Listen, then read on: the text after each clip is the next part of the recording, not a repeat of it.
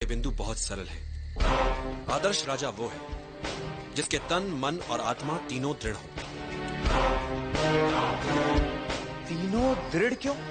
यदि राजा तन से दुर्बल हुआ तो ना संभाल पाएगा अपनी सेना को, ना सीमाओं को। और यदि उसका निर्बल और अस्थिर हुआ मन, तो पराजित होता रहेगा वो अपनी ही चिंताओं से।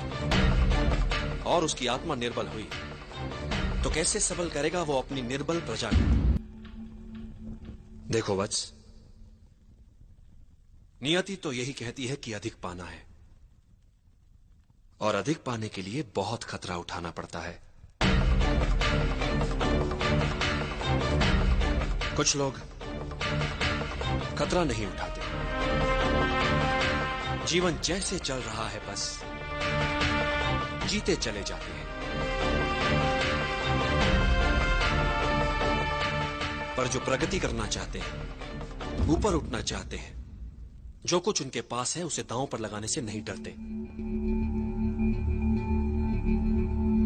संभावना है कि हार जाएं वे, कुछ ना कर पाए वे, पर ये जो कुछ कर दिखाने का प्रयास है, यही उन्हें औरों से अलग बनाता है। भले ही वे हार जाएं, पर यह संतोष उनसे कौन छीन सकता है कि उन्होंने कुछ अच्छा कर दिखाने का प्रयास तो किया। वैसे मैं इस चुनौती का निर्णय करता हूं, इसलिए तुम्हें इसमें बेईमानी का कोई भय नहीं होना चाहिए।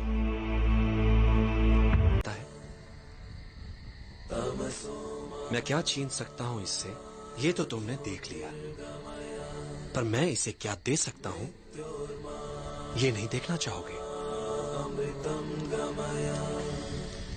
मां से दूरी का दुख सहकर यदि ये तक्षशिला में भावी मगधपति होने की योग्यता प्राप्त कर लेगा, तो कितनों के दुख मिटाने वाला बन सकता है ये। कितनों के काम, कितनों का भला, क्या कुछ नहीं कर सकता ये। और फिर अखंड भारत का सम्राट बन गया तो अपने साथ साथ अपनी मां का नाम भी इतिहास में अमर कर देगा। ये सुख भला मिल सकता है हर किसी को? नहीं, पर समय से पहले व्यर्थ काल्पनिक सोच मूर्खता होती है वत्स। अभी इसकी तीसरी परीक्षा हुई कहां है, उसे तो हो जाने दो।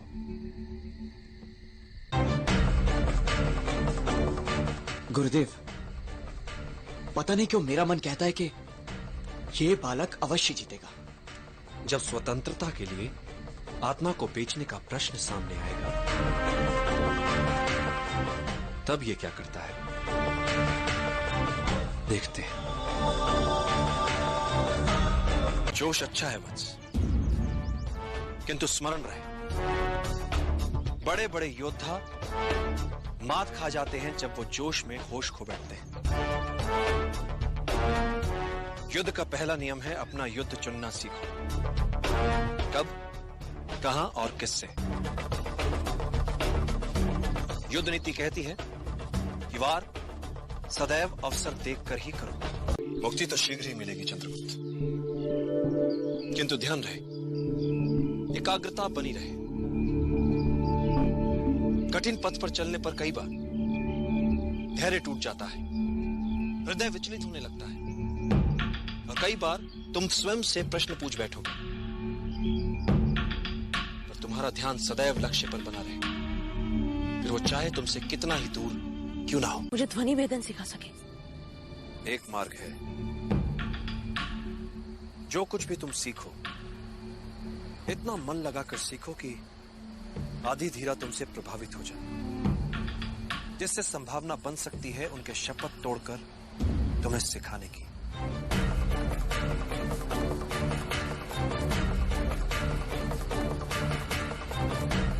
ये सब तुम पर निर्भर करता है। यदि तुम एकाग्रचित हो सको, अपने शरीर के साथ साथ अपने मन पर भी अधिकार कर लो, तो एक साधारण शरीर भी असाधारण कार्य कर सकता है, चाहे जितनी पीड़ा हो। यदि तुम्हारा मन उस पीड़ा को माने ही ना तो। इतिहास में ऐसे कई वीरों के विवरण हैं जिनका सर धड़ से अलग हो गया, किंतु वो युद्ध में लड़ते रहे, रक्त की अंतिम बूंद तक लड़ते रहे। उन योद्धाओं को गौरवान्वित करो, बता दो उन्हें कि अब तुमने संभाला है उनका उत्तरदायित्व। निद्रा भोजन भोग भय, ये नर पशु समान, ज्ञान अधिक इक नरन में, ज्ञान बिना पशु जान।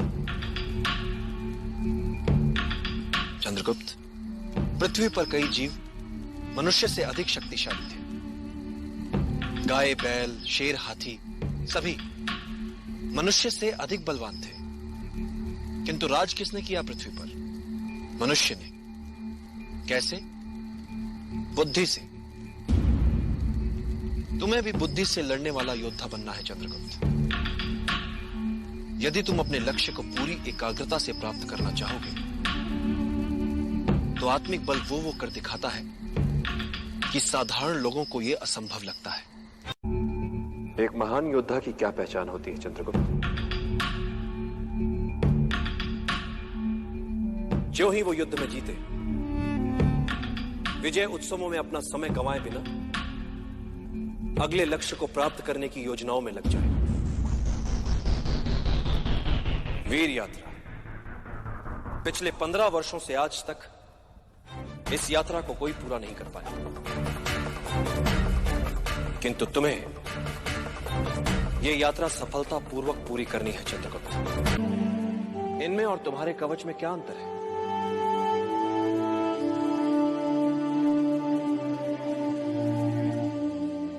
तो फिर इस कवच का और इस वीर यात्रा का कोई महत्व नहीं आचार्य। मूल्य यात्रा का है, यात्रा में मिली वस्तु का नहीं। मैं कुछ समझा नहीं आचार्य। यही समझाने के लिए मैंने तुम्हें यहां बुलाया है चंद्रगुप्त। व्यक्ति को जब आगे बढ़ना होता है, तो सबसे पहले वो अपना लक्ष्य तय करता है, और जब वो व्यक्ति लक्ष्य की ओर बढ़ता है, राह पर निकल पड़ता है, तो मार्ग उसे सिखाता है, संवारता है, बनाता है, और यही अनुभव उसकी पूंजी होते हैं।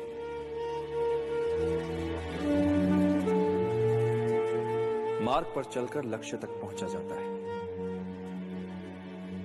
और मिलने वाली वस्तु मात्र सांकेतिक उपलब्धि होती है चंद्रगुप्त।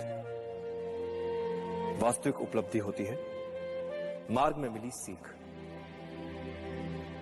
राह में आई हर अड़चन को सुलझाते सुलझाते जो वो हो जाता है, वो यात्रा से पहले वाले व्यक्ति से बड़ा व्यक्ति होता है। इसलिए जितनी दुर्गम होगी यात्रा, उतना ही निखरेगा व्यक्ति। जैसे विजय यात्रा पर जाने से पहले तुम घबरा रहे थे, तुम्हारे भीतर झिझक थी, तुम्हें नहीं लगता था कि तुम दल का नेतृत्व कर पाओगे, तुम्हें यह भी नहीं लगता था कि तुम हर बाधा को पार कर पाओगे, किंतु तुमने ये सब किया, और जो किया उस उपलब्धि का प्रतीक है ये कवच। किंतु क्या ये कवच तुम्हें अजय बनाएगा? नहीं चंद्रगुप्त, ये कवच एक वस्तु मात्र है। महत्वपूर्ण है इस कवच के पीछे छुपा विश्वास। इस विजय यात्रा से मिला तुम्हारे व्यक्तित्व को निखार, यही बनाएगा तुम्हें अजय।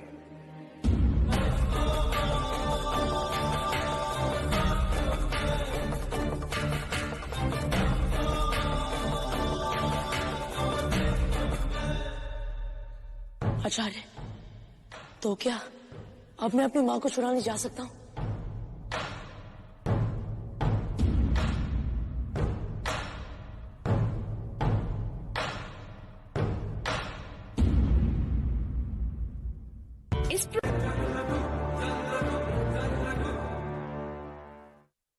ये कवच एक वस्तु मात्र है। महत्वपूर्ण है इस कवच के पीछे छुपा विश्वास। इस विजय यात्रा से मिला तुम्हारे व्यक्तित्व को निखार। यही बनाएगा तुम्हें अजय।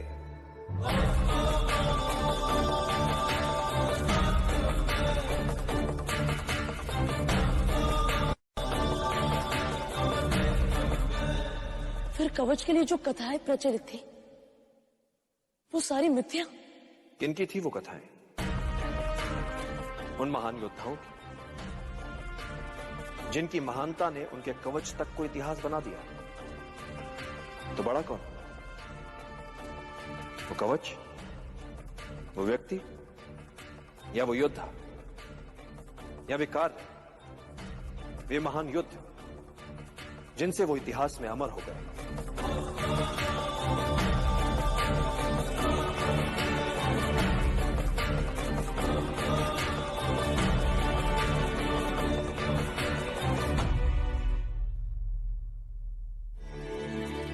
वो व्यक्ति, वो योद्धा, वो लिख चुके हैं अपना इतिहास। तुम्हें अपना इतिहास अभी लिखना है। जीने की इच्छा ही हमारी शक्ति है। जब जीने की सच्ची चाह मन में हो, तब मृत्यु को कठिन ही नहीं, असंभव मानो। मात्र जीवन, जीवन और हर मूल्य पर जीवन। यदि मन में इसके अतिरिक्त कुछ ना हो, तो दुर्बल से दुर्बल व्यक्ति भी साहसी बन सकता है। तुम ये कह सकते हो कि यह लड़ाई तुम्हारी नहीं है। कौन सी लड़ाई लड़ सकते? अपनी या उनकी जिन्हें तुमसे अपेक्षा है, जो निर्बल है? चंद्रगुप्त, जब व्यक्ति के समक्ष दोराहा आता है, जब एक मार्ग चुनना होता है, तब उसका चुनाव दर्शाता है कि वो क्या है, कैसा है। छोटा है, बड़ा, अपने लिए सोचने वाला है या अपने से पहले औरों के लिए सोचता है। तुम्हारे मन और तुम्हारी आत्मा के चुनाव का है। निर्णय कर कि तुम अपनी मन की सुनोगे या अपनी अंतरात्मा। वैसे भी चंद्रगुप्त, जीवन में जब भी कोई निर्णय एक बार कर लो, तो पलट कर मत देखो, क्योंकि पलट पलट कर पीछे देखने वाले इतिहास नहीं बनाते। इन सभी गांव वालों के प्राण जा सकते थे। असफलता से सीखना आवश्यक होता है चंद्रगुप्त।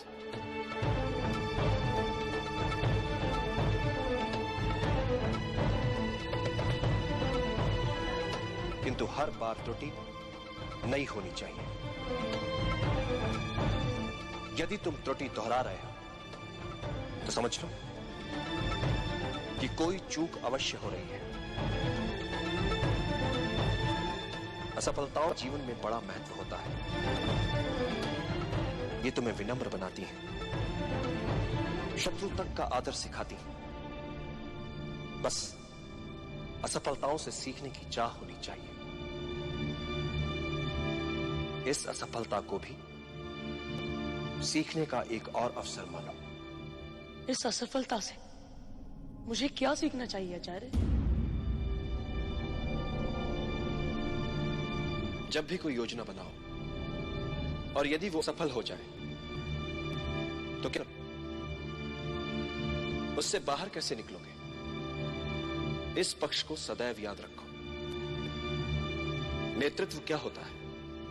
शत्रु या विपरीत परिस्थितियों के प्रति मन में उनका सम्मान होना। एक अच्छा राजा वो नहीं जो आक्रमण करना जानता है। एक अच्छा राजा वो है जिसे पीछे हटना भी आता है, पुनः संगठित होने के लिए समय जुटाना भी आता है। पीछे हटने में कोई लज्जा नहीं। ये अगले दिन नए उत्साह से लड़ पाओ। यही तुमने आज किया चंद्रका। गुरुकुल का हर पाठ होता है पूर्व निर्धारित, हर प्रश्न भी, हर प्रश्न का सही उत्तर भी। पढ़ाने से पूर्व जानता है गुरु कि उसे क्या पढ़ाना है, और विद्यार्थी के पास हर समय उपलब्ध होते हैं ग्रंथ।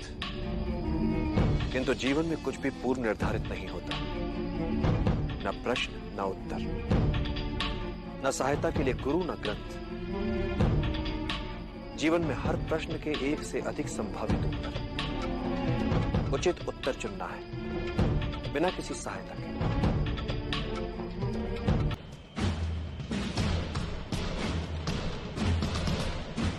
जब तुम्हारे समक्ष एक से अधिक विकल्प और निर्णय लेना कठिन हो रहा तो एकाग्रचित होकर, ध्यान लगाकर अंतरात्मा को सुनने का प्रयास करो। अंतरात्मा के संकेत नियति को स्वरूप देते हैं। नकारात्मक सोच बुरी होती है बद्र। ये एक प्रकार की संक्रामक बीमारी होती है जो अपने आसपास सब में निराशावादी दृष्टिकोण ही फैलाती है। इससे बचना चाहिए। सदैव सकारात्मक ही सोचना चाहिए। मैं चाहता हूं सकारात्मक सोच सबसे। योजना मात्र कल्पना भी लगे तब भी उस पर विश्वास करो और उसे सच बना दो। हर बड़े कार्य से पहले उसका सपना देखा जाता है और फिर उसे मूर्त रूप दिया जाता है। मात्र इच्छा शक्ति, बस यही एक मूल मंत्र है हर सफलता के पीछे। इच्छा करो, दृढ़ता से चाहो और फिर उसके लिए मर मिटो। विजय सदा तुम्हारा वरण करेगी।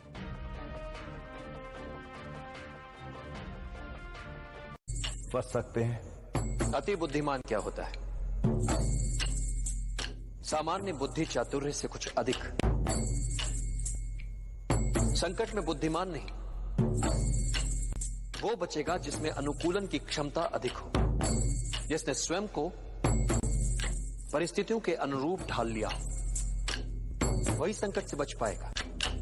और यही सार्वभौमिक नियम है।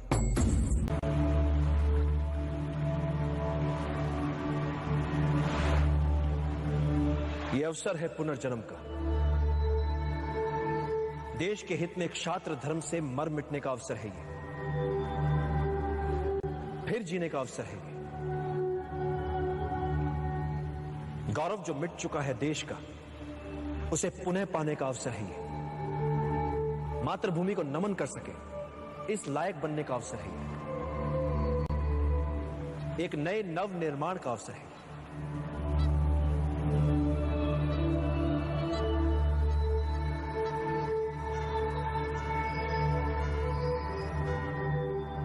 निर्णय आपको लेना है। चाहे तो आप सब अपनी पराजय के साथ जीवन भर सर झुकाकर पशुवत जी सकते हैं, या फिर अपनी मातृभूमि के लिए अपना सर्वस्व न्यौछावर करने के महाअभियान में मेरा साथ दें। मेरा सदा पराजय की अनित्यता में विश्वास रहा है। अनित्य होती है पराजय। व्यक्ति चाहे तो फिर से प्रयास कर सकता है विजय के लिए।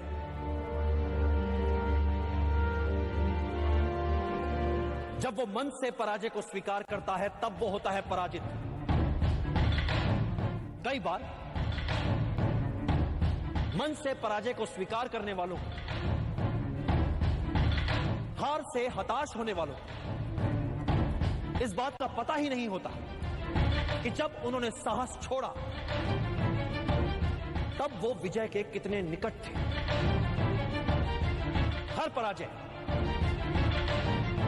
विजय यात्रा के मार्ग में आने वाली एक अनुभव मात्र होती है। ऐसा अनुभव जो हमें कुछ और सिखाता है, हमारी कमियां हमें बताता है, हमें विजय के और निकट ले जाता है। इसलिए यवनों से मिली पराजय को भुला दीजिए। आइए मिलकर एक बार फिर हम सब एक और प्रयास करते हैं। मिलकर किया हुआ प्रयास कभी व्यर्थ नहीं जाता। मिलकर आज हम अपने देश का एक नया इतिहास रच सकते हैं, एक नया समाज गढ़ सकते हैं, नियति के लिखे तक को बदल सकते हैं। आज हमारे समक्ष जो अवसर है, ऐसा अवसर भाग्यशालियों को ही मिलता है।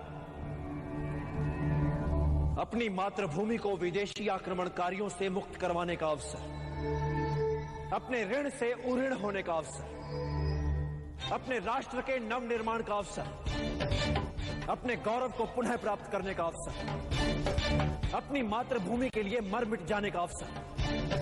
तो आइए अपनी मां की लाज बचाएं, मिलकर इन विदेशियों को मार भगाएं। निर्णय आपको लेना है।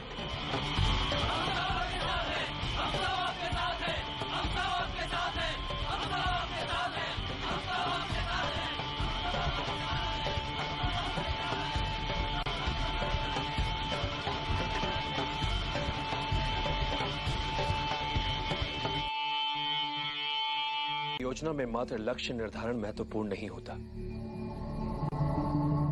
महत्वपूर्ण होता है वो प्रयास जिससे लक्ष्य प्राप्त किया जाता है। चिंतित ना हो,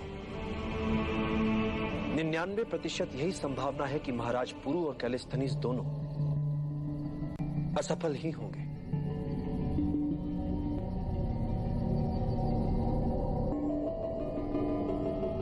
इसीलिए एक और वैकल्पिक योजना है मेरे पास। क्रोध के उन्माद में नहीं होता है समस्या का निदान, किंतु शांत चित्त हर समस्या का हल ढूंढ सकता है। एक बात सदैव स्मरण रखना चंद्रगुप्त, कोई भी नियति जनित समस्या मानवीय क्षमताओं से बड़ी नहीं है।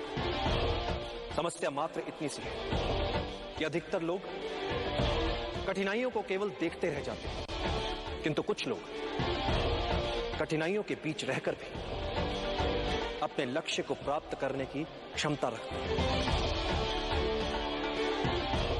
इतिहास में केवल उन्हीं का नाम लिखा जाता है जो विषम से विषम परिस्थितियों में रहकर भी अपने लक्ष्य को दृष्टि में रखकर दैनिक समस्याओं में बिना उलझे लक्ष्य प्राप्ति के मार्ग में आने वाली कठिनाइयों को समूल सुलझा लेते हैं।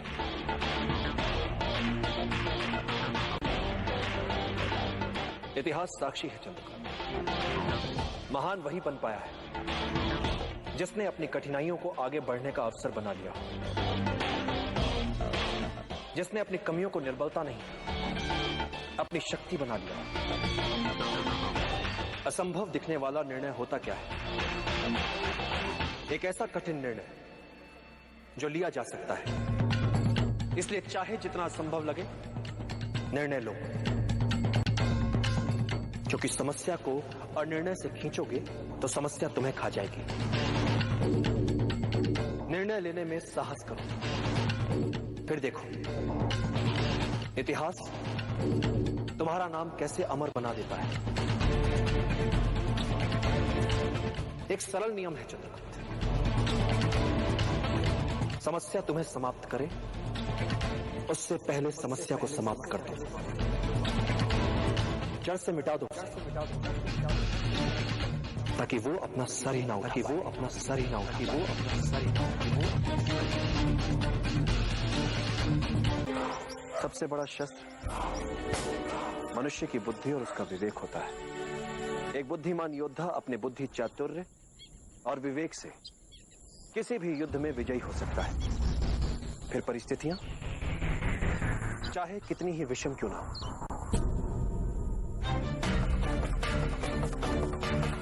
शासन के लिए सभी मनमाने अधिकारों का केंद्र नहीं हो सकता, क्योंकि मेरे विचार से राजा को एक निश्चित समय के लिए शासन मिलना चाहिए, जीवन भर के लिए नहीं।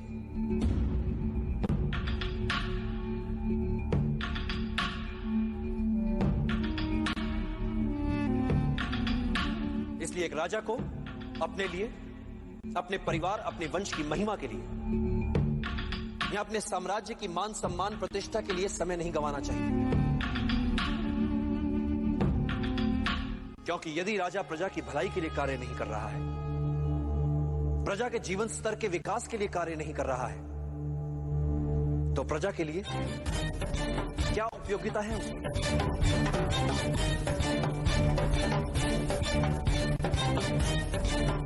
मैंने तुमसे कहा था ना कि चाणक्य बहुत गुणी है। एक राजा का शासन तभी तक तर्कसंगत है जब तक वो प्रजा के हित में है, अन्यथा उसका कोई अर्थ नहीं, कोई औचित्य नहीं।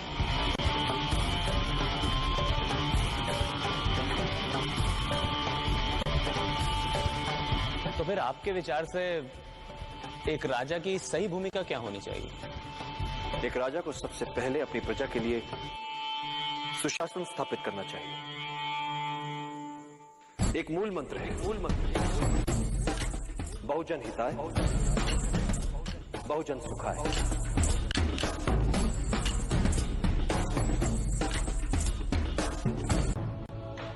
किसी भी योद्धा के लिए युद्ध में सबसे महत्वपूर्ण शस्त्र होता है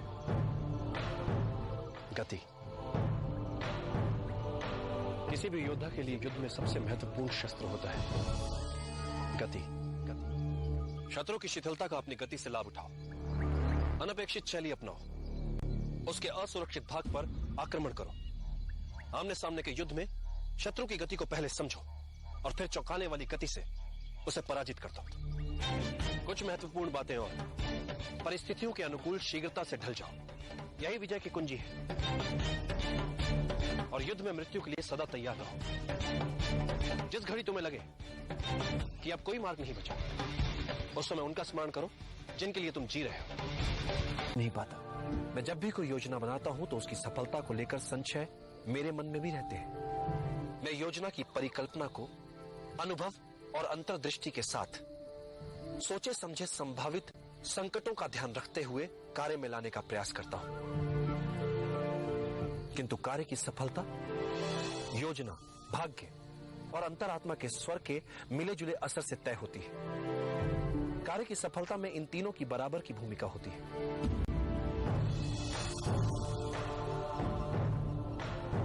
सफलता के लिए अर्जुन की तरह हो पाना उचित रहता है,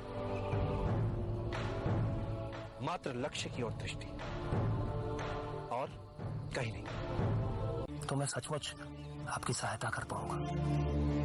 एक शिक्षक का महत्व तो समझ नहीं पा रहे,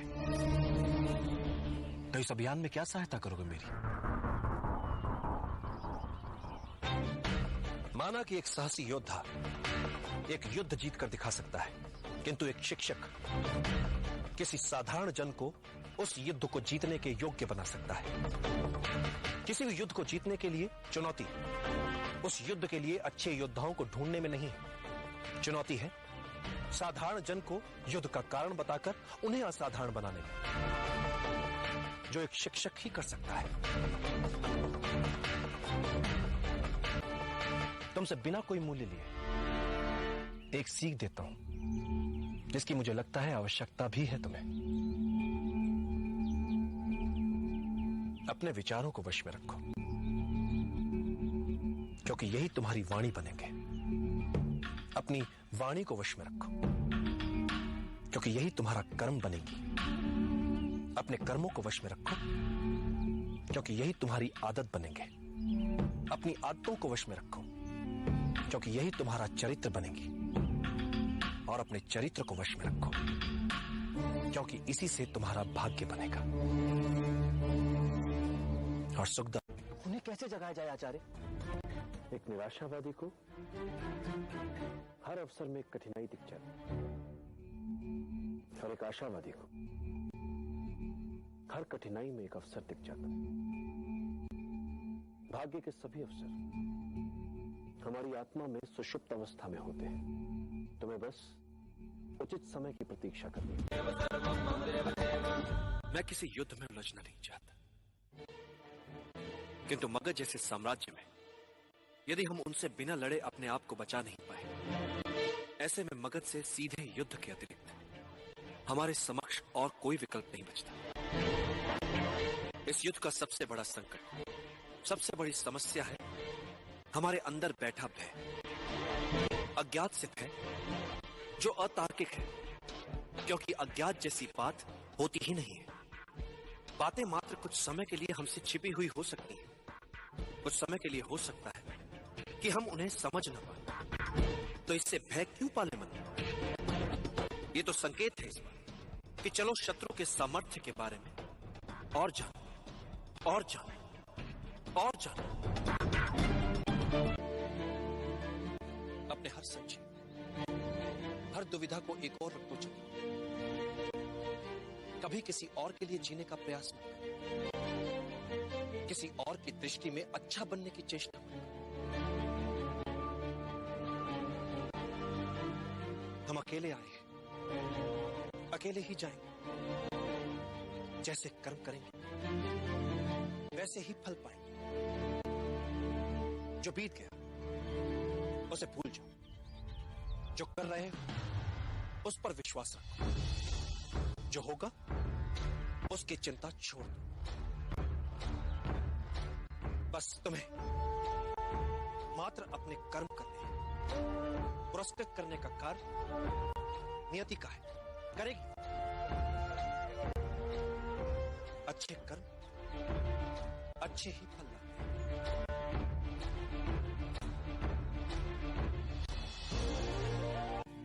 मैं गाथा सुनाता हूं तुम्हें।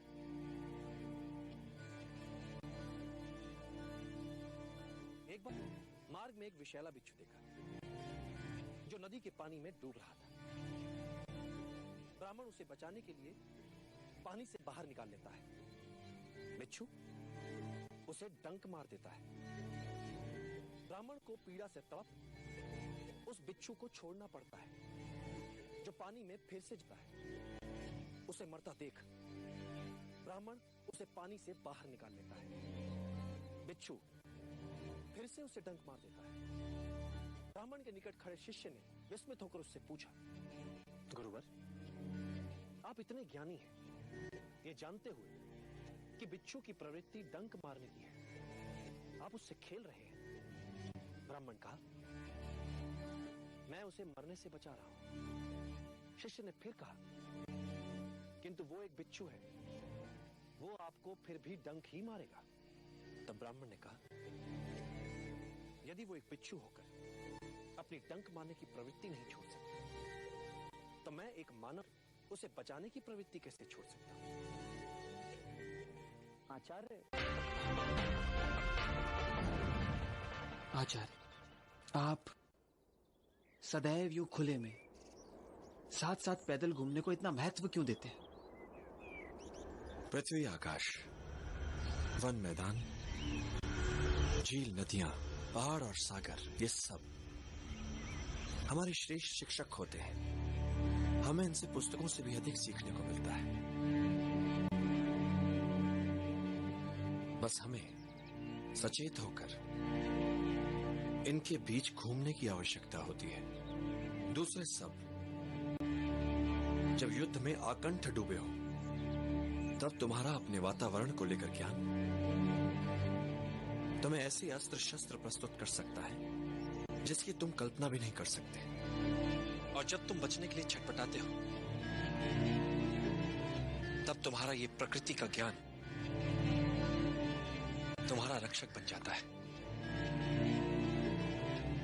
मैं कुछ समझा नहीं आचार्य।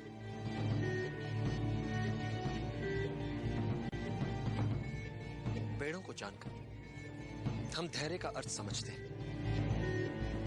घास को जानकर हम बने रहने का हट समझ पाते हैं। प्रकृति में हर वस्तु के होने का एक अनूठा कारण होता है।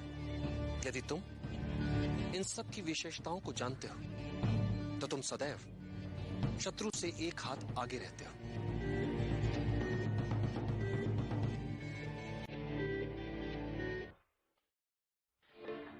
पसीने की एक बूंद बहुत सा व्यर्थ का रक्तपात बचा सकती है। कोई भी बड़ा कार्य करने के लिए मात्र उचित योजना ही आवश्यक नहीं है, उस योजना में संपूर्ण आस्था की भी आवश्यकता होती है। योजना यदि अच्छी है तो उस अभियान को पूरा करने वाले निर्णय भी अच्छे होंगे। इसलिए गुणीजन कह गए, अच्छी योजनाएं असंभव दिखने वाले स्वप्नों को भी जीवंत बना सकती।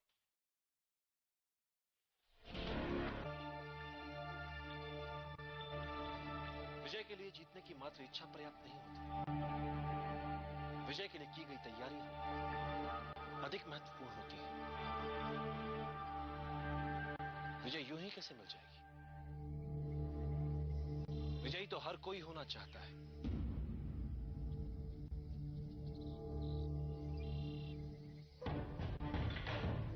किंतु विजयी होने के लिए हर कोई समुचित तैयारियां नहीं करता। जीतने के लिए की गई तैयारियां जीतने की इच्छा शक्ति को और दृढ़ करती हैं। एक बार युद्ध आरंभ हो गया तो जीतने के लिए तैयारियों का समय बीत जाता है। चलते युद्ध में आप युद्ध करेंगे या उसे जीतने के लिए आवश्यक तैयारी? युद्ध के लिए की गई तैयारियों का अंतिम चरण मात्र होता है, जिसका निर्णय उसके लिए की गई तैयारियों द्वारा ही निर्धारित होता है। इसलिए विजय के लिए आवश्यक है विजय के लिए की गई तैयारियां। एक बार जीतने के लिए ढंग से तैयारियां कर ली तो फिर विजय निर्विवाद हो जाती है। युद्धों के निर्णय सैनिकों की संख्या से नहीं निकलते,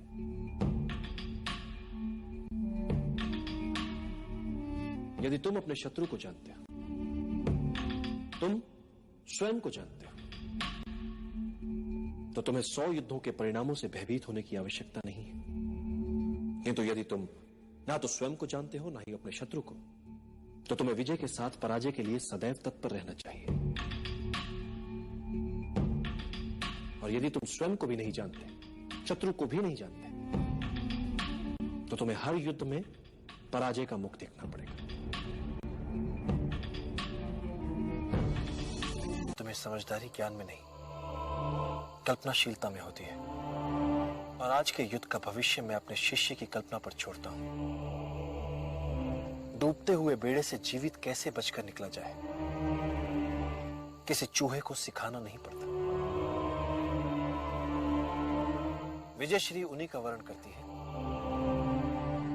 जो कोई भी मूल्य चुकाने के लिए सदैव तत्पर हो। इसीलिए एक अच्छे योद्धा का आकलन बहुत सरल होता है। उसे किसी भी विपरीत परिस्थिति में छोड़ दो, वो वहां से विजेता बनकर ही लौटेगा। जो मेरा शिष्य करेगा आज। अखंड भारत का निर्माण करना है, कई योजनाएं बनानी है। जल गया ना हाथ? कैसा मूर्ख है तू, इतनी सी साधारण बात भी नहीं समझता। तरकारी का पात्र गरम है तो किनारे किनारे से खा, अब तो बीच में हाथ डाल देगा तो हाथ तो जलेगा ना मूर्ख।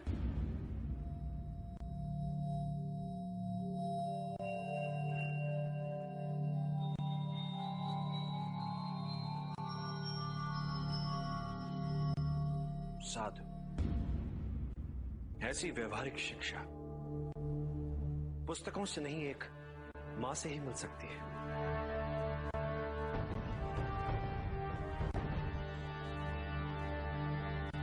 अब समझ आई मुझे मेरी भूल। सीधे पाटलिपुत्र में हाथ डाल दिया, हाथ तो चलना ही था। पहले आसपास परिधि के क्षेत्रों में डालना चाहिए था हाथ,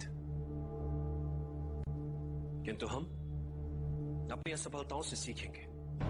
पहले पाटलिपुत्र के बाहर छोटे छोटे राज्यों को बनाएंगे अपना लक्ष्य, फिर एक चक्रव्यूह बना घेरेंगे उसे, फिर अंत में करेंगे पाटलिपुत्र पर आक्रमण।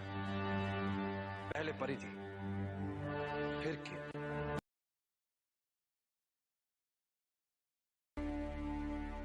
एक राजा को सदैव बुद्धि से शासक और मन से साधारण प्रजा का हितैषी बने रहना चाहिए। राजा वो व्यक्ति होता है जिसे बहुजन के हित में सामाजिक संतुलन बनाए रखने के लिए चुना जाता है। प्रजा ही अपने लिए एक राजा को चुनती है, इसलिए एक सच्चा राजा वो होता है जो अपनी प्रजा के हितों के उत्तरदायित्व का वहन करता है। उसके लिए प्रजा की सेवा और सम्मान उसके जीवन से अधिक प्रिय होते हैं। उसके लिए कठिन और अपेक्षित कार्य अपनी साधारण प्रजा में से किसी सर्वश्रेष्ठ को चुनना नहीं, अपितु उन साधारण व्यक्तियों में से किसी एक को सर्वश्रेष्ठ बनाना होता है।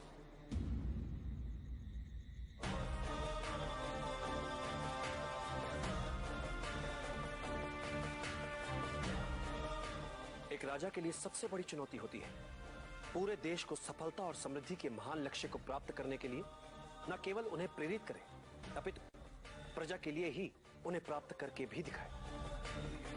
एक राजा को उसकी सेना अमर नहीं बनाती और ना ही उसका धन वैभव। उसे अमर बनाते हैं उसके बनाए हुए मित्र, उसके किए हुए भले कार्य, उसकी अर्जित की हुई सद्भावना और सत्यनिष्ठा।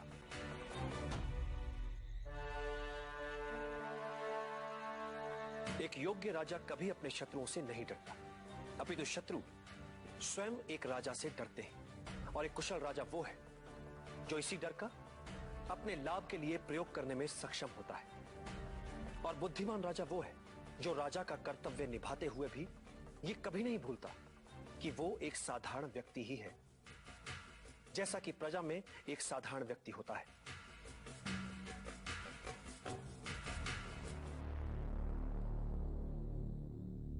ये व्यवस्था ही है जो किसी को राजा तो किसी को प्रजा बनाती है।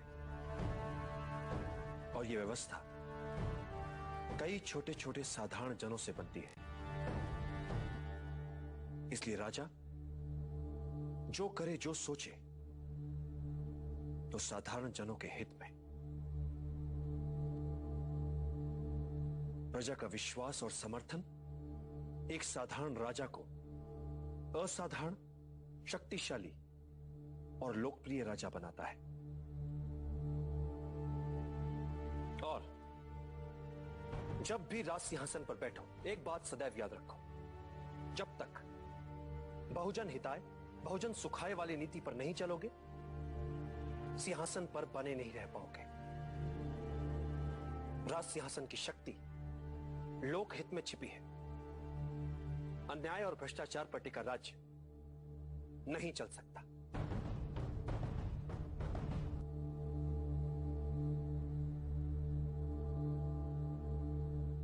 वचन देता हूं आचार्य, मैं सदैव आपकी अपेक्षाओं पर खरा उतरने का प्रयास करता रहूंगा। हमारा कार्य हो जाएगा।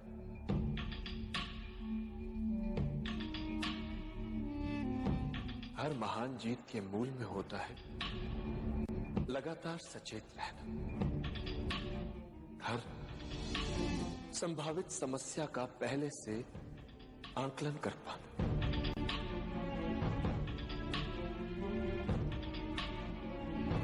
उन्हें समय रहते समझकर नए नए हल ढूंढना। सब कुछ छोटी छोटी बातों को ध्यान से पूरा करने पर निर्भर करता है। साधारण सी भूल कर सकती है सारा अभियान चौपट। इसलिए तुम नायक अपने उत्तरदायित्व से कभी मुंह नहीं मोड़ता। जैसे सफलता का सारा श्रेय अभियान के नायक को जाता है वैसे ही एक सच्चे नायक को असफलता का सारा श्रेय अपने सर लेकर ये मानना चाहिए कि उससे भूल हुई है, त्रुटियां हुई हैं। जिस नायक में अपनी पराजय स्वीकार करने का साहस नहीं है, उसे नायक कहलाने का कोई अधिकार नहीं।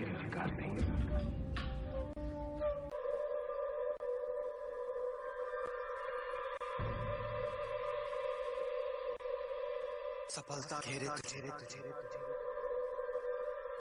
मार्ग हो अवरुद्ध, पास न हो धन तेरे,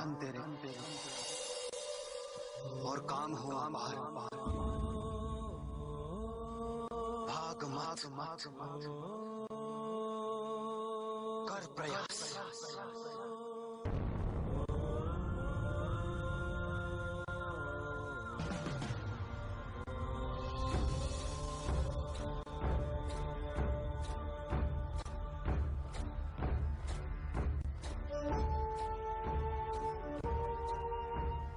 चाहे तू हंस किंतु आंखें हो नम,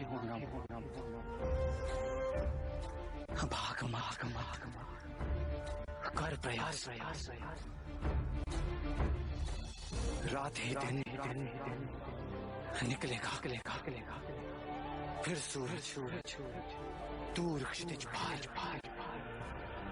भाग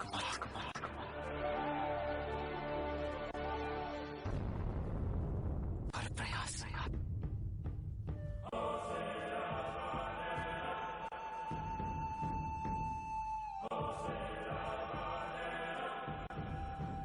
पीड़ा ही सुख है।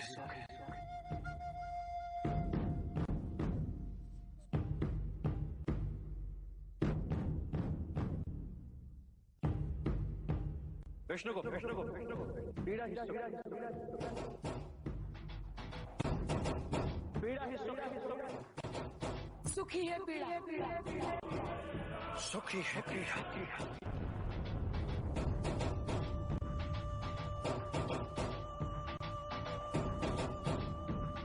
हार ही जीत ही है हार। भाग मत कर प्रयास, भाग मत कर प्रयास, भाग मत कर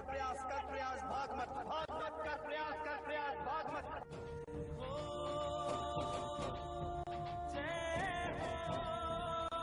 हार ही जीत है, जीत ही है हार।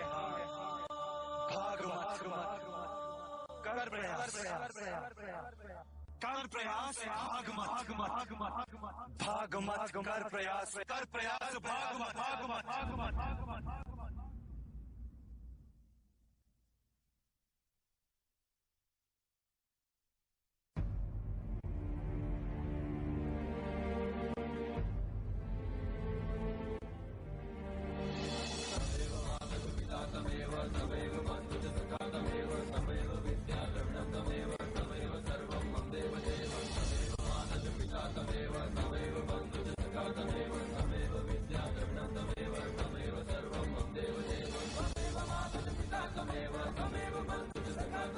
तमेव विद्या द्रविणम्